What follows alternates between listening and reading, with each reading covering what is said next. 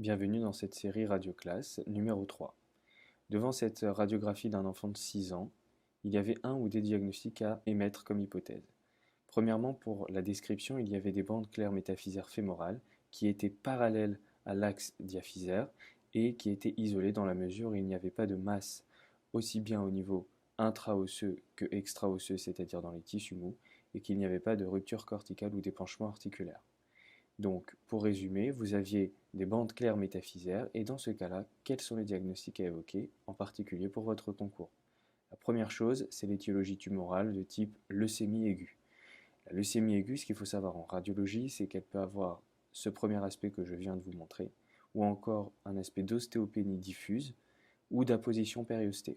Pour vous montrer une image, l'apposition périostée, au niveau extracortical, une apposition osseuse qui vient se juxtaposer à l'axe diaphysaire.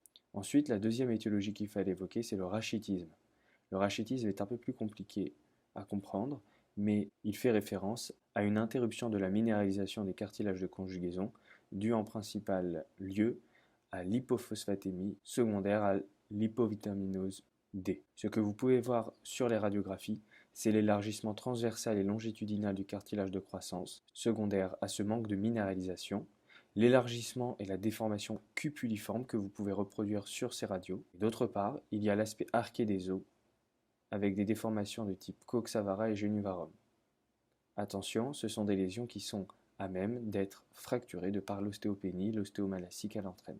Lorsque l'on traite le rachitisme, il n'est pas rare de voir sur les radiographies de contrôle des bandes ostéocondensantes en lieu et place des modifications métaphysaires que l'on a pu voir précédemment.